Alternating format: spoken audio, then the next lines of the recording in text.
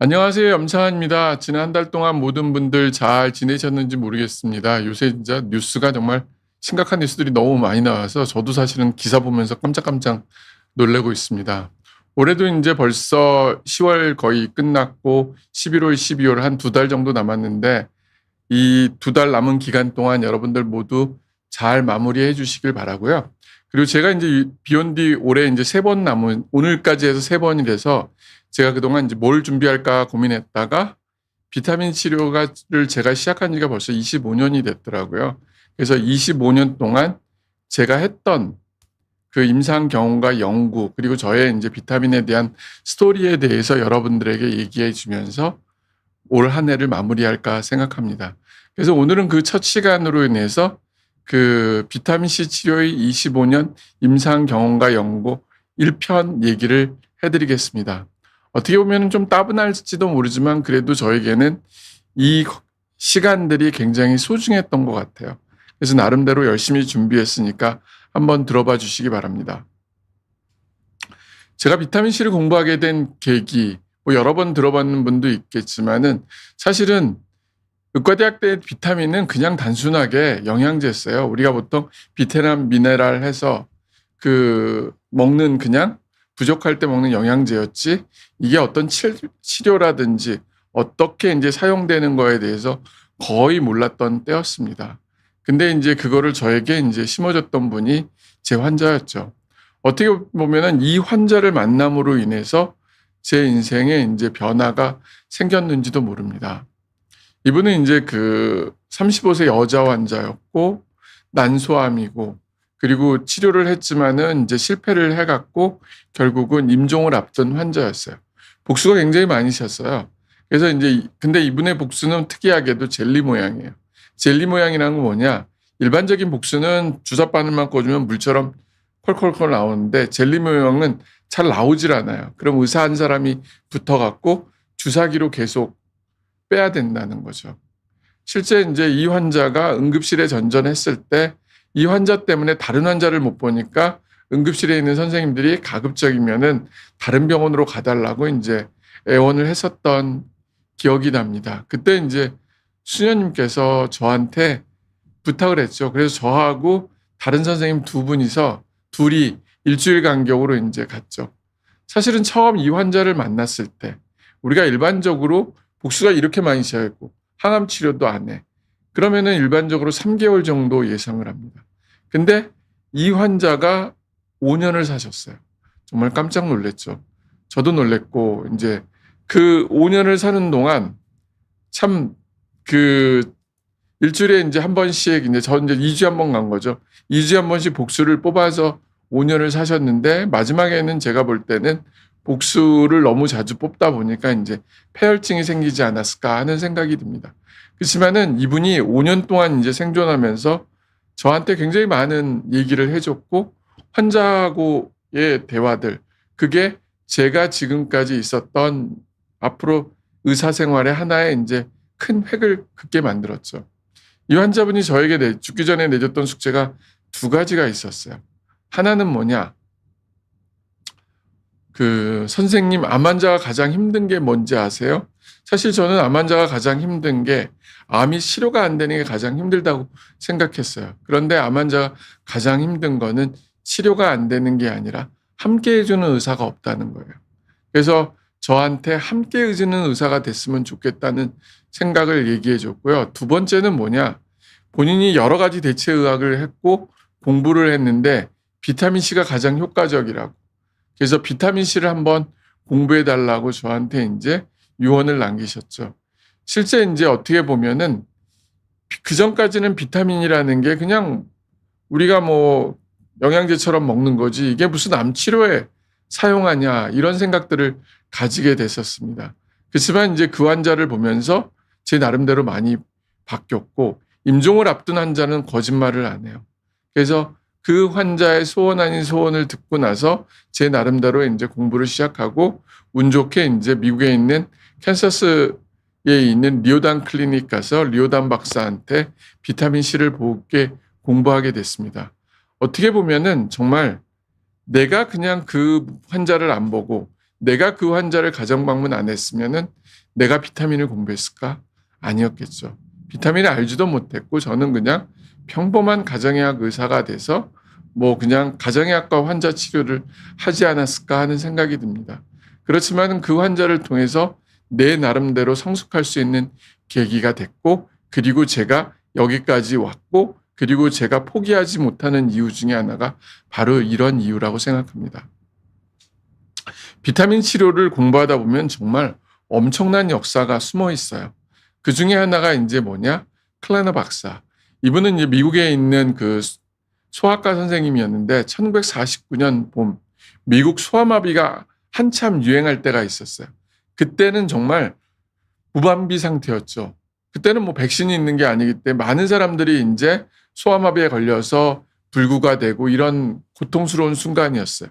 그때 클레너 박사가 소아마비 유행할 때 소아마비 증세가 있는 아이들한테 비타민 C를 경구로도 주고 주사로도 줘서 많은 사람들을 완치시켰습니다. 그래서 이제 그 클레너 박사가 이제 뭐라고 했냐면 1959년 학술지에 급성인 경우는 비타민 C가 적절한 용량으로 규칙적으로 투여된다면 곧 회복이 될 수 있다. 48시간 동안 4에서 6시간마다 주사로 그 케이지당 250에서 400mg을 투여하고 경구로 가능하면 많은 용량을 주시면은 소아마비는 96시간 내에 완치될 수 있다. 제발 누구라도 좀 시도해달라고 얘기를 해줬습니다. 사실은 누구도 이거에 대해서 사실은 말도 안 되는 소리라고 할 수 있지만은 클레너 박사는 본인의 임상 경험을 가지고 간절하게 소원을 빌었죠. 이 말을 들었던 일부 의사들도 있고 대부분은 그냥 듣지 않았겠죠. 그래도 다행인 거는 1950년대에 사비 박사가 이제 그 소아마비 백신을 개발하면서 소아마비 환자들이 확 줄었습니다. 그렇지만은 아직도 5%의 소아마비 환자들은 이 다리에 이제 손상이 와서 절름발이 이제 신세를 하고 있기 때문에 조금이라도 의심이 되면은 비타민 주사를 맞거나 먹어야 된다고 생각합니다. 그 다음으로 이제 이 클레너 박사에게서 바톤 터치한 분이 누구냐? 라이너스 폴링입니다. 라이너스 폴링은 노벨상을 2번 탄 세계적인 석학이에요. 한 번은 노벨 화학상, 또 한 번은 노벨 평화상. 그 물리학의 아버지가 아인슈타인이면 화학의 아버지는 그 라이너스 폴링입니다. 그리고 핵무기를 개발했던 것 때문에 거기에 가담한 것 때문에 본인 스스로도 죄책감 때문에 결국은 이제 노벨 평화 핵 반전 운동을 많이 했던 분이시죠. 근데 이분이 몸이 워낙 안 좋으셨어요. 그래서 1940년도에 브라이트병이라는 신장병을 알아요. 그때 신장내과 선생님이 이 분을 그 식이요법으로 낫게 해줘요. 그 다음에 이분이 또 그렇다고 해서 이 몸이 완전히 회복된 게 아니죠. 1966년도에 뉴버그상이라고 해갖고 뉴욕에서 있는 화학상 시상식 때 라이너스 폴링이 이제 한마디를 합니다.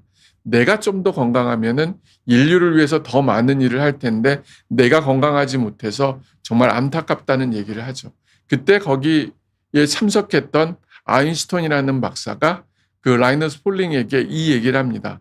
당신이 비타민 C를 먹게 되면은 건강해질 텐데 뭐가 걱정이냐고.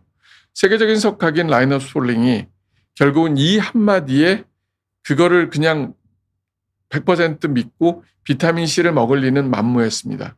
그렇지만 나름대로 공부를 시작했죠. 그랬더니 본인이 몰랐던 정말 엄청난 데이터가 거기에 숨어 있고 엄청난 케이스가 있다는 걸 알고 비타민 C를 본격적으로 공부하기 시작해요.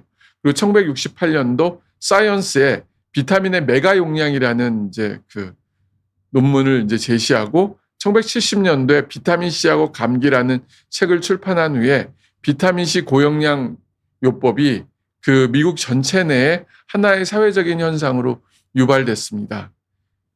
그리고 그렇지만은 라이너스 폴링은 의사가 아니에요. 과학자이기 때문에 본인의 암만 이론이 있다 하더라도 의사가 도와주지 않으면은 그것을 할 수가 없었습니다. 그때 스코틀랜드에 그 유한 카메론이라는 외과 의사가 나타납니다. 이분은 뭐냐? 외과 수술을, 암 수술을 전문으로 하는 분이에요. 그렇지만 암 수술하고 나서 워낙 많은 환자들이 재발하고 돌아가시는 걸 보고 나름대로의 이제 죄책감도 느끼고 결국은 이제 자괴감도 생겼다고 합니다. 그러다가 우연찮게 비타민 C를 알게 됐고 라이너스 폴링과 만나면서 비타민 C 고용량 요법을 처음으로 실시하게 됩니다. 이게 이제 비타민 치료의 이제 논쟁의 서막과도 같은 건데 처음에 시작했던 것처럼 라이너스 폴링과 유한 카메론은 임상 연구를 해서 많은 환자가 효과 있다는 거를 1976년하고 74년하고 76년도에 국제학술 논문으로 냅니다. 그리고 이 자료를 가지고 라이너스 폴링은 미국 NIH 국립보건원에다가 비타민 C가 항암 효과가 있으니까 임상 연구를 해달라고 강력히 주장을 해요. 세계적인 석학이 그렇게 주장하니까 또 미국 NIH가 또 움직이지 않을 수가 없죠. 그래서 메이오 클리닉에다가 비타민 C로 임상 연구를 해달라고 그래요. 근데 메이오 클리닉에 이제 모텔 박사가 임상 연구를 하죠. 근데 정말 잘 고안된 임상을 연구를 했지만 실패를 했어요. 그럼 왜 라이너스 폴링과 이 메이오 클리닉의 연구가 정말 상반된 결과가 나왔을까? 두 가지 차이가 있는데 첫 번째, 라이너스 폴링은 면역이 살아있을 때 비타민 치료를 해달라고 그랬어요. 그렇지만 메이오 클리닉은 면역이 살아있는 초기 환자한테 할 수가 없어요. 더 이상 치료 방법이 없는 환자를 대상으로 할 수밖에 없죠. 면역이 없으면 비타민 치료가 효과가 없다고 라이너스 폴링은 주장했던 거고, 두 번째는 라이너스 폴링은 주사를 써야 된다고 했고 메이오 클리닉은 경기로 먹었다는 거죠. 이 두 가지 큰 차이 때문에 메이오 클리닉의 연구는 실패했고 라이너스 폴링 연구는 성공했죠. 그렇지만은 의학계에서는 인정을 안 했습니다. 왜? 메이오 클리닉이라는 이 브랜드 레벨이 뿐만 아니라 잘 디자인된 연구이기 때문에 이 연구를 더 믿었고 의학계에서는 비타민 C는 퇴출됐습니다. 그러다가 2004년도 그때 2004년도에 미국 NIH에 있는 마크 레빈 교수가 있어요. 그분이 논문을 써요. 무슨 논문을 쓰냐? 경구로 암만 줘봤자 혈중 농도를 못 올리고 암을 죽일 수 있는 거는 주사요법밖에 없다는 논문을 쓰게 되죠. 그리고 그 다음에 이제 휴 리오단 박사가 암을 죽이려는 적절한 혈중 농도가 400mg/dL 이상 줘야 된다는 것을 또 얘기를 해줍니다. 그러면서 비타민 C가 죽었다가 다시 살아나기 시작하고, 그래서 최근에는 그 후로는 비타민 C 직접 효과도 중요하지만 항암과 병행하면서 면역이 살아날 때 하면니까 더 좋은 결과가 있다는 것을 계속적으로 이제 나오면서 지금까지 이제 진행되고 있었어요. 제가 이제 비타민을 공부했을 때 저한테 큰 가르침을 줬던 분이 두 분이 계시는데, 한 분은 박찬영 교수님 보시면은 이제 왼쪽에 있는 분이시고 또 한 분은 이제 리오단 박사입니다. 사실 박찬영 교수님 같은 경우는 원래 서울대 나오시고 미국에서 이제 대학 교수로 계시다가 비타민 C가 항암 효과가 있다는 걸 알고 삼성서울병원 처음 생길 때 과장님으로 오셔갖고 비타민 고용량 요법을 처음 하셨어요. 그리고 연구 데이터를 발표하고 다시 이제 은퇴해서 미국 시애틀로 가셨다고 들었습니다. 그러면서 이제 더 이상 이제 비타민 연구는 진행이 안 됐던 게 좀 아쉬웠고요. 그 다음에 이제 리오단 박사님은 비타민 치료를 왜 해야 되느냐, 프로토콜이나 이런 것들을 저한테 가르쳐 줬습니다. 사실 제가 미국에서 이제 리오단 클리닉 가서 한 달 동안 연수했을 때 정말 많은 걸 배웠어요.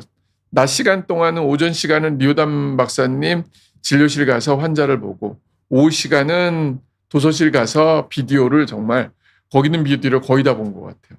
그러면서 내 나름대로의 지식을 굉장히 올렸던 시기였던 것 같아요. 예.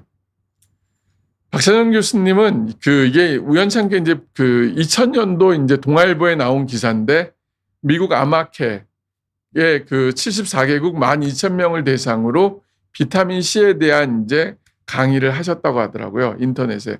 그게 이제 기사로 나왔고요. 그리고 이제 그 다음에 박찬영 교수님이 우리나라 이제 백혈병 환자를 대상으로 이제 비타민 요법을 했던 건데 총 18명을 했고요. 그 중에 16명이 치료가 이제 했고, 거기서 이제 8명 정도가 치료 효과가 좋았다고 했습니다.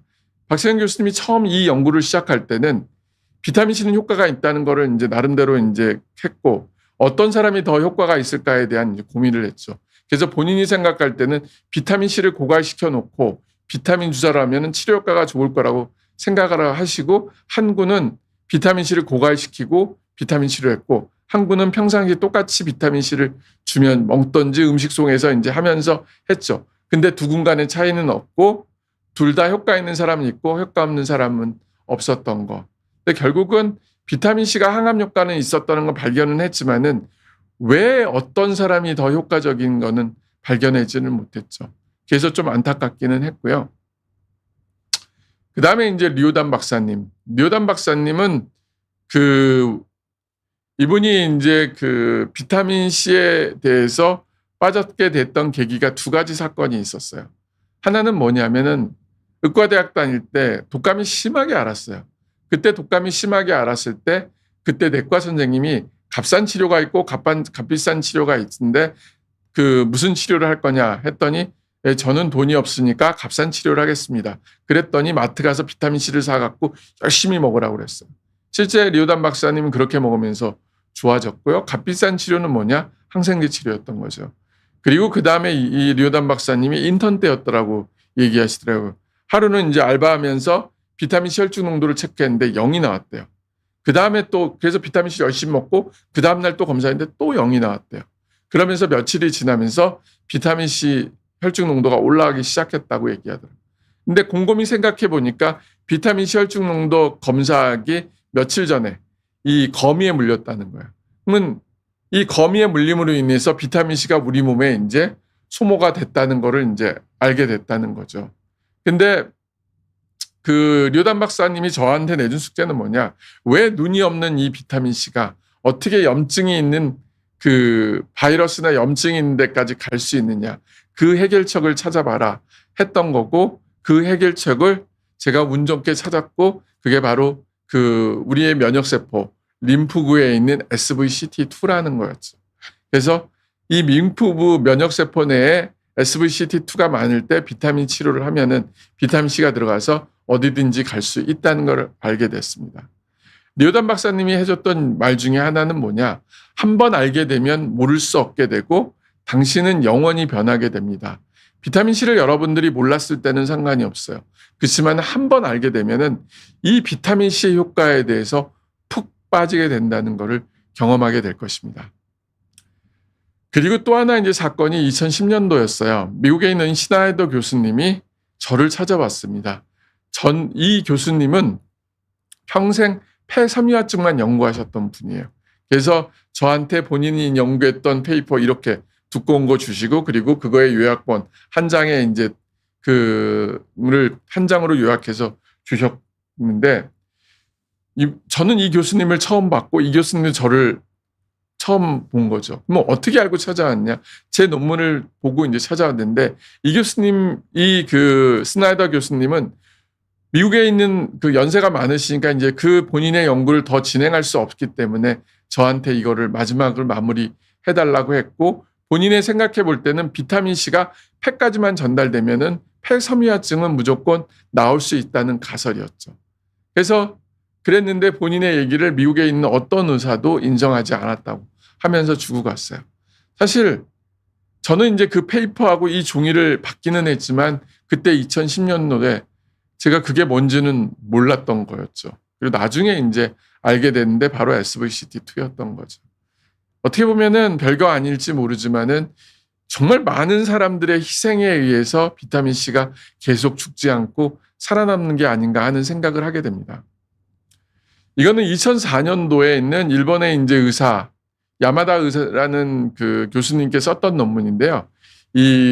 당뇨병, 지금 우리나라 당뇨병 환자가 1,000만 명이 넘고 2,000만 명에 가깝다는 얘기를 하잖아요. 당뇨병은 뭐냐 하면은 혈당이 높아서 결국은 혈관에 손상을 줘서 문제를 유발시키는 질병 중에 하나입니다. 근데 야마다 교수님의 연구팀에서 보니까 당뇨병이 있는 사람, 없는 사람, 당뇨병 합병증이 심한 사람을 비교했더니 림프구 내에 비타민 C 농도가 많을수록 당뇨병 발생을 줄여주고, 그리고 당뇨병이 생기더라도 합병증을 막아준다는 것을 발견했어요. 그게 발초 혈액 림프구였던 거죠.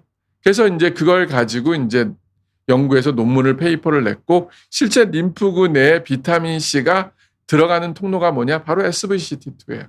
그래서 당뇨병 환자분들도 내가 비타민 치료에 효과적인지 아닌지를 보기 위해서 혈액 검사, SVCT2를 검사를 하고 수용체가 있으면은 반드시 비타민 C를 먹으면은 이 어떤 간에 그 당뇨의 진행도 막아줄 뿐만 아니라 합병증을 예방하는데 큰 도움이 된다는 그 의미의 이제 논문인 거죠.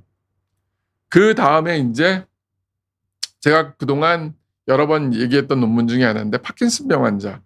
이거는 이것도 이제 일본에 있는 아데 교수팀 내에서 썼던 건데 파킨슨 환자도 림프근의 비타민 C 농도가 높을수록 파킨슨병의 진행을 막아줬더라 하는 거를 이제 밝혀준 거죠.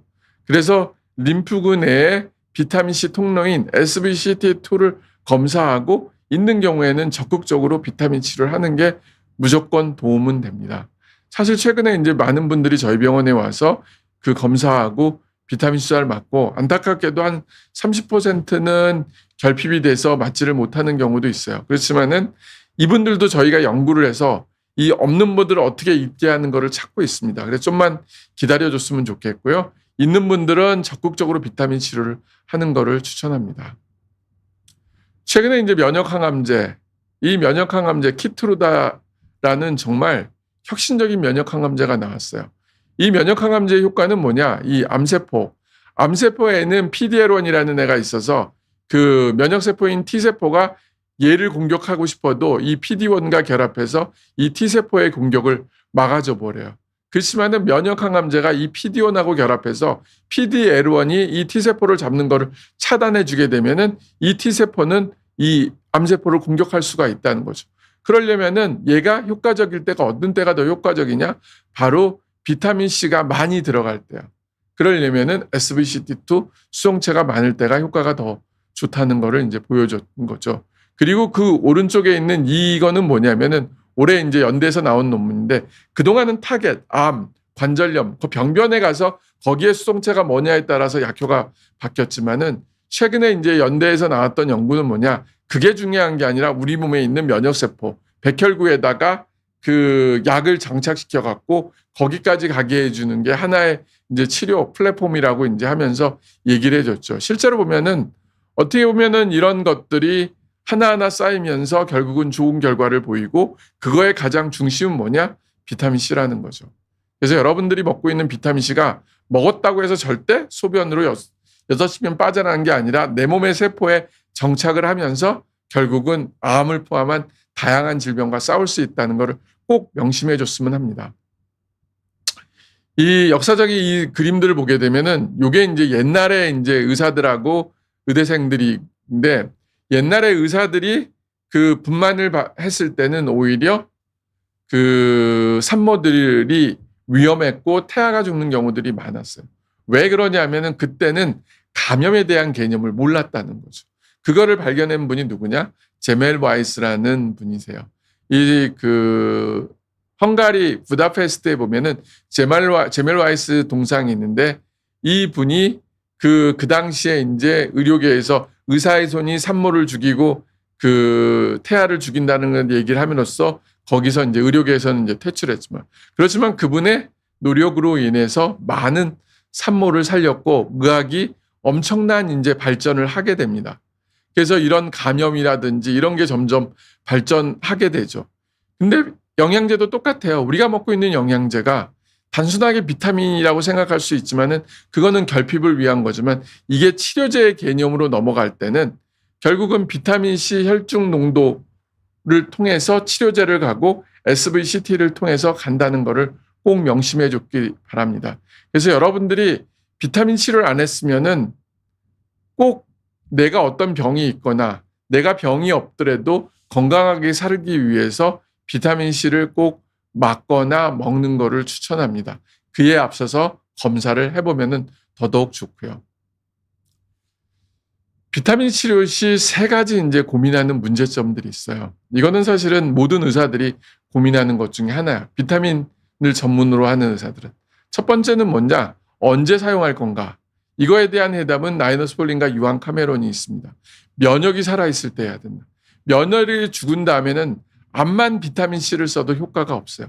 근데 우리나라 환자분들은 대부분 면역이 시작할 때보다는 면역이 이제 끝났을 때 더 이상 치료 방법이 없을 때 비타민 치료를 하러 오는 경우 많습니다. 그런 경우는 성공하는 경우보다 실패하는 경우들이 오히려 많아요. 그리고 두 번째는 얼마의 용량을 사용할 건가. 그거는 마크 레빈 교수와 그 휴 리오단 박사가 말한 혈중 농도 400이에요. 그러기 위해서 이제 혈액 검사를 통해서 혈중 농도를 체크하는 거고요. 마지막 세 번째, 어떻게 비타민 C가 병변으로 갈 건가? 그거는 바로 면역세포예요. 그래서 면역세포 내 SVCT2가 많을 때 비타민 C가 얘를 통해서 가게 된다고 되어 있습니다. 그래서 이 세 가지 관점을 통해서 우리는 환자들한테 비타민 치료를 하고 있는 거죠. 비타민 C 혈중 농도, 그 일부 병원에서 하고 또 일부 병원에서는 안 하는 병원들도 있어요. 왜 이 비타민 C 혈중 농도가 중요하냐면은 그 사람한테 맞는 용량이 뭔지를 알기 위해서 하고, 개개인마다 혈중 농도 혈액량이 그 수치가 각각 달라요. 그래서 우리가 검사를 해서 이 검사를 하는 기계는 HPLC라는 특수 장비인데 보통 일반적인 병원들에는 없어요. 그래서 외부로 보냈지만은 가는 동안 비타민 C의 혈중 농도에 변화가 생길 수 있다는 거죠. 그래서 이제 제가 이제 그 고민하면서 이제 개발했던 게 바로 그 아론 애널라이저라는 기계예요. 여기서 기계를 통해서 비타민 C 맞고 바로 현장에서 이제 검사를 하게 합니다. 실제 저희가 현장에서 검사하는 거하고 외부, 저희가 보통 이제 큰 기관, 저희는 이제 녹십자 의료재단으로 보내겠다. 녹십자 의료재단을 보냈을 때 똑같은 주사를 맞고 똑같은 검체를 검사했는데 바로 현장에서 검사할 때는 260이 나온 반면 그 녹십자로 가서 검사할 때는 74.5밖에 안 나와서 결과치가 28%로 확 줄어든 결과를 보여요. 그거는 바로 비타민 C가 현장에서 바로 검사해야지 외부로 하는 검사는 절대 정상이 아니라는 것을 보여준 자료고요. 또 하나 보면은 어떤 일부 병원에서 이제 보통 어떤 데는 이제 비타민 C가 당 수치와 똑같으니까 혈당 가지고 이제 혈당기 갖고 이제 체크하는 데가 있긴 합니다. 그렇지만은 이 혈당하고 비타민 C는 달라요. 그리고 혈당기로 체크하다면은 교차 반응이 생겨서 정확하게 나올 수가 없다는 거죠. 그래서 실제 저희가 혈당계하고 비타민 C 검사를 가지고 기계하고 했더니 혈당기로 했을 때는 그 수치가 요렇게 있지만은 이게 혈당을 빼고 나니까 요 정도밖에 증가하지 않는 반면 실제 수치는 요렇게 해서 정확하게 이제 맞지가 않다는 거죠. 그래서 이 아론 애널라이저 기계는 비타민 C 혈중 농도를 위해서 개발한 기계고, 이거는 HPLC라는 기계랑 코릴레이션 했을 때 코릴레이션이 잘 맞고, 또한 그 혈당하고 간섭 반응이 이러지 않는 것을 확인했습니다. 그래서 혈중 농도가 그만큼 중요한 거고, 병원에서 꼭 이 검사를 해서 나한테 맞는 용량을 꼭 맞는 거를 추천합니다. 사람에 따라서 그 혈중 농도 차이가 나는데 암을 포함한 질병은 혈중 농도 400이 맞고요. 면역에 포함되는 건 200. 그리고 피부과에서 보통 그 콜라겐 생성을 위해서 막기 위해서는 보통 혈중 농도 125mg/dl에 맞춰서 비타민 주사를 맞는다고 합니다. 그렇기 때문에 여러분들이 그 비타민 치료를 할 거라면은 반드시 검사를 통해서 나에게 제일 맞는 용량을 맞는 게 좋고요. 특히 암 치료는 만약 이제 저기 400 이상이 뭐 60g이다. 그러면 60g이 기본이지 70g까지 맞을 필요 없다 생각하지 말고 70g도 맞아도 괜찮습니다. 그렇지만은 너무 올리다 보면은 본인이 힘들기 때문에 적절한 선에서 맞으면서 꾸준히 맞는 게 더 좋다는 것을 말해주고 있습니다. 그리고 이제 중요한 검사 중에 SVCT2는 림프구 내에 있는 SVCT2를 체크하는 거예요. 우리 몸에 있는 림프구는 주로 T세포, NK세포, 그리고 이제 수지상세포 이런 것들이 주로 있는데 메인은 T세포예요. 사실은 면역의 가장 기본은 T세포고, 그리고 그거보다 이제 작게 들어가는 게 이제 NK세포, 제일 적은 게 이제 수지상세포로 되어 있습니다. 근데 워낙 NK세포가 유명하기 때문에 NK세포가 더 중요하다고 하지만 실제 암 치료든지 모든 질병은 T세포가 관여를 해요. 그래서 우리나라도 면역세포 치료하면 뭐냐면은 T세포, 이뮨셀이잖아요. 2005년도에 우리나라에서 이제 임상이에요. NK하고 T세포. 그때 NK세포가 임상을 실패를 합니다. T세포인 이뮨셀은 임상을 성공을 해서 우리나라에서 합법적으로 이제 할 수 있는 거고. 그리고 많은 분들이 합니다. 예. 그리고 그 면역 항암제인 키트루다도 바로 T세포를 이용해서 하는 거고요. 더 이제 하는 게 이제 카티, T세포에다가 키메라 안티젠을 부착해서 이제 더 막강한 항암 치료라는 게 카티라는 치료법도 다 T세포예요. 그래서 이 T세포가 굉장히 중요하고 이 면역세포가 우리 몸에 이제 굉장히 중요한데, 안타깝게도 이게 결핍, 이 검사가 안 나오는 분이 한 30% 정도 되고요. 평균은 2.75 정도 되기 때문에 꼭 검사를 통해서 나에게 맞는 치료를 받는 것을 추천합니다. 올해 노벨 의학상이 발표됐죠. 메리 프랑코라는 이제 미국인 분, 프레드릭 이제 램스텔 또 이분도 미국이고, 이제 사카구치 시몬 교수고, 이제 시몬 이제 교수님이 이분 일본 분인데, 이 세 과학자가 이룬 건 뭐냐면은 말초 면역 관형, 그 관형을 발견했는데 바로 이 T세포예요. 조절 T세포. 사실은 이 T세포에 워낙 잘 알고 있는데 이 조절 T세포가 왜 중요하냐. 그동안은 이거에 대해서 사람들이 별로 관심이 없지만은 이분들이 결국은 포기하지 않고 정말 오랜 수십 년 동안 결과를 보면서 이거를 통해 암을 포함한 자가면역 질환, 뭐 다양한 질환을 예방하고 치료하는데 꼭 필요하다는 이제 그 열쇠를 열어준 겁니다. 그래서 실제로는 이게를 통해서 우리가 다양한 치료를 하는데 이 T세포는 결국은 어떤 게 있을 때 도움이 될까? 바로 비타민 C예요. 비타민 C가 이 T세포 내로 잘 들어갔을 때, 레귤러 T세포로 잘 들어갈 때 우리는 암을 포함한 다양한 질병들을 예방하고 치료할 수가 있던 거고, 그거를 이제 의학계에서 인정해 줬다는 겁니다. 네, 오늘 제가 준비한 내용은 여기까지고요. 그리고 요건 제가 잠깐 책 소개 하나 하면은 한국인 죽기 전에 꼭 해야 될 17가지는 제가 15년 전에 썼던 책인데, 제가 이제 만났던 여러 명의 환자들의 스토리를 이제 사연들을 했던 거고요. 또 하나는 비타민 C 암과의 전쟁 2. 작년에 이제 비욘드를 통해서 한번 이제 책 소개를 했고요. 이 책은 작년에 나온 책입니다. 그리고 이거는 제가 비타민 C를 하면서 임상 경험을 이제 넣었던 거기 때문에 혹시라도 여러분들 관심이 있으면 이 두 책 정도 한번 구입해서 봐줬으면 좋겠습니다. 오늘 이제 제가 이제 비타민 C 치료에 대한 25년의 제 인생에 대한 건데 첫 번째 얘기를 했고요. 나머지 두 번째, 세 번째는 다음 달하고 그 다음 달 해드리겠습니다. 그럼 지금 한 12분 정도 시간 동안은 여러분들이 궁금해하는 거에 대해서 제가 위에부터 하나하나 읽어보면서 설명드리겠습니다. 네, 매들님께서 비타민C가 피로회복에 직접적으로 도움이 되나요? 네, 도움이 됩니다. 비타민C가 피로회복에 도움이 되는 거는 크게는 이제 항산화 작용이죠. 피로가 생기면 활성산소가 우리 몸에 많이 생겨요. 그때 비타민C가 활성산소로 작용해서 없애주고요. 두 번째는 부신이에요. 부신 기능을 좋게 해줘서 피로를 이제 없어주는 그런 작용을 하고 있습니다. 네, 그 다음 조아스 5분이 비타민C 하루 최소한 추천 필요의 양이 궁금해요. 면역 억제제를 매일 2알씩 먹는 류마티스 환자로서 요즘에는 영양제는 전혀 안 먹는데겠죠. 비타민C라도 먹어볼까요? 했는데요.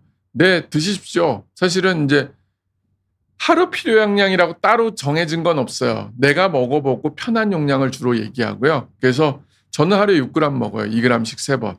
그래서 어떤 분들은 그냥 2g 먹으라는 사람도 있고 3g 먹는 사람도 있고 그러면서 이제 먹는 거를 추천을 하고요. 그리고 이제 류마티스 관절염은 결국은 자가면역 질환 중에 하나잖아요. 그 자가면역 질환 치료로서 저는 개인적으로는 SVCT2 검사하고 비타민C 주사를 한번 받아보면 어떨까 하는 생각을 해봅니다. 네, 그 밑에 검포도 땅콩님께서 같은 비타민C라도 제품마다 원료나 흡수율이 다르기 때문에 얘기가 많아요. 의료용 비타민C는 일반 제품과 뭐가 다른가요? 했는데요.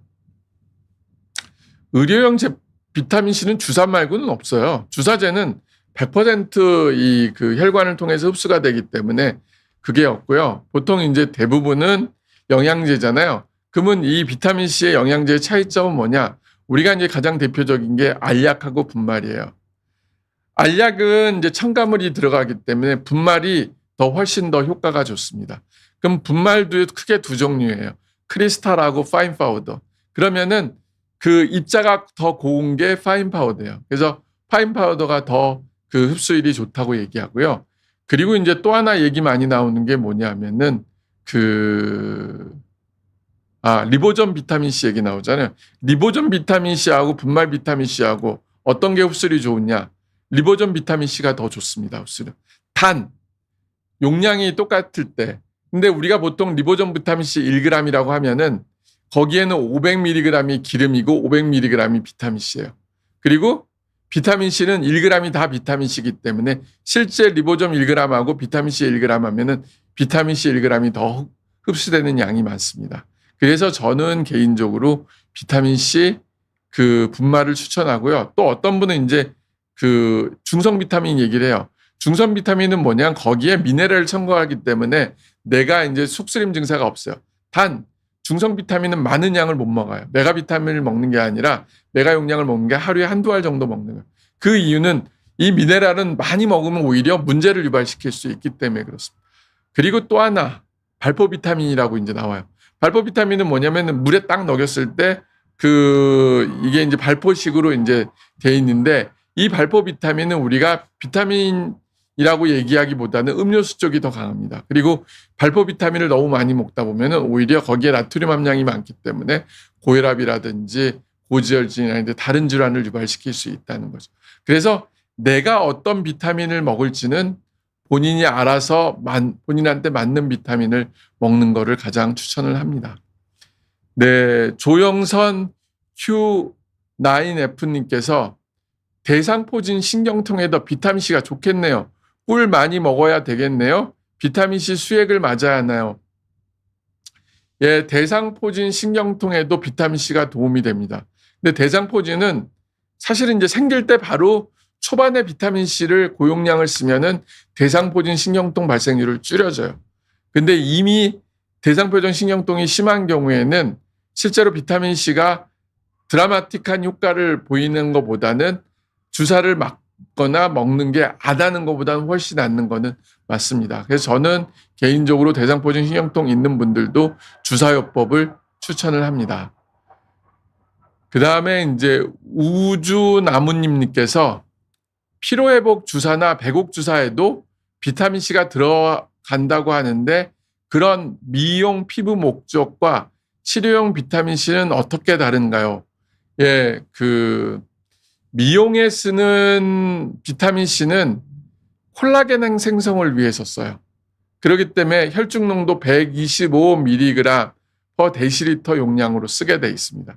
그래서 혹시라도 그 맞는 병원의 선생님한테 한번 물어보세요. 제가 지금 비타민C를 맞을 때 얼마를 맞고 그 용량이 혈중 농도 125인지 그때 우리 몸에서 콜라겐 생성을 제일 많이 생기기 때문에 피로 목적은 피부 미용에서 하는 거는 바로 그런 목적을 하고 있습니다. 그리고 만약 안 했다고 하면은 한 번 정도는 해 두시는 게 좋아요. 왜 그러냐면은 내가 앞으로 비타민은 평생을 꾸준히 맞아야 하기 때문에 그렇습니다. 봉골레 불당님께서 고용량 비타민C 주사와 함께 비타민 B군이나 글루타치온을 같이 맞는 경우도 많던데 이런 병행요법은 어떤 원리인가요? 고용량 비타민C 요법하고요. 비타민 B군 글루타치온을 같이 맞는 경우는 뭐냐면은 이유가 달라요. 고용량 비타민C만 맞는 경우는 메가 비타민C 요법이라고 하고 거기다가 마그네슘만 들어가요. 근데 만약 거기다가 비타민 B군이 들어가게 되면 뭐냐면은 주로 이제 B5, 6, 12라고 해갖고 이거는 마이어스 칵테일이에요. 미국에 있는 존 마이어스가 개발한 이제 마이어스 칵테일이고 세포를 건강하게 한다는 이제 프로토콜이고요. 거기다가 글루타치온하고 아연이 또 추가가 되면은 이거는 이제 면역 칵테일 주사로 해서 리오단 박사님이 30년 동안 본인이 했을 때 제일 좋은 그 면역을 올린 프로토콜이라고 해서 쓰고 있는 겁니다. 그래서 목적이 뭐냐에 따라서 그 치료 주사제가 각각 다르다는 거를 이제 아시면 됩니다. 네, 그 다음에 이제 준만님께서 I3V 파킨슨 병에도 비타민 C가 치료가 가능할까요? 했는데요. 이 파킨슨 병이라는 건 뭐냐? 뇌 흑질에 도파민 생성이 안 돼서 근력이 빠지면서 나빠져요. 그러면은 왜 근력이 빠지느냐? 아니 뇌 손상이 오느냐 하면 바로 뇌에 있는 활성산소 때문에 그래요. 그래서 실제 이제 저희가 SVCT2 검사를 통해서 수동체가 있는 분들은 비타민 주사를 적극적으로 맞으라고 하죠. 그러면 얘가 뇌까지 가서 활성산소를 제거해 주는데 이거는 치료라기보다는 더 나빠지는 걸 막아줘요. 우리가 이 활성산소로 인해서 파킨슨병은 점점 나빠지니까. 환자분들이 저희 병원에 왔어서 그 SVCT2 검사하고 이 비타민 C 주사를 맞으면서 좋아진 게 뭐냐고 했더니 몸이 가벼워진다는 얘기를 해요. 그러면서 이제 이 몸이 가벼워졌다는 건 뭐냐? 움직임이 편하다는 거예요. 그러면서 이제 하다가 매주 일주일 맞던 분이 어떤 때는 한 3주 만에 왔어요. 왜 그러셨냐고 그랬더니 너무 바쁘다 보니까 못 왔는데 그러다 보니까 몸이 확 나빠지는 걸 느껴서 다시 오게 됐다고 얘기를 합니다. 그래서 규칙적으로 꾸준히 맞는 게 중요합니다. 그 다음에 아야네님께서 저는 면역력 강화를 위해 비타민C 주사를 자주 맞고 있는데 혹시 백혈구 수치나 면역 반응이 과다하게 높아져서 부작용이 생길 가능성은 없나요? 맡고 있는 병원 선생님한테는 죄송해서 못 물어봐서 여기서 물어봐요. 우우 했는데요. 네, 절대 그렇지 않습니다. 비타민C는 이 T세포, 면역세포, 조절세포를 조절해주기 때문에 그 면역력이 떨어진 사람은 면역을 올려주고요. 면역력이 높은 사람은 면역을 또 떨어지는 역할을 해줘요. 그렇기 때문에 전혀 과다하게 무슨 반응이 생기거나 그러지는 않습니다. 그래서 암을 포함한 자가면역 질환에도 비타민 치료라는가 바로 그렇습니다. 박연진 N2P님께서 잇몸 건강에도 비타민C 좋지요. 주사가 더 좋을까요? 저 비타민C 메가도스 1년간 꾸준히 해서 다낭성 난소 증후군 없어졌어요. 그리고 어머니는 치매에도 좋을지요. 네, 잇몸 건강에도 당연히 좋지요. 사실은. 그리고 잇몸 건강에 좋은 영양제 중에 하나는 코엔자임 Q10이에요. 그런 것들이 좋고요. 물론 주사가 더 훨씬 더 좋은 건 맞습니다. 그리고 치매도 똑같아요. 이 뇌에 있는 활성산소로 인해서 치매가 진행되기 때문에 그때 비타민C가 더 도움이 되고요. 그리고 치매 환자에서는 비타민C도 중요하지만 꼭 중요한 게 커큐민이에요. 커큐민이 뭐냐면은 우리가 이제 인도 사람이니 파킨슨하고 치매 발생률이 줄어들다. 그 이유를 봤더니 카레를 많이 먹더라. 카레의 주성분이 강황이고 그 강황의 메인 성분이 바로 커큐민이에요. 그래서 치매가 있는 분들한테 영양제소로 추천하는 게 비타민C도 있지만은 저는 커큐민을 추천합니다. 주아스5님께서 비타민 주사 의료보험 되나요? 의료보험 안 됩니다. 이거는 이제 그냥 비급여로 해서 주사를 맞고 있습니다.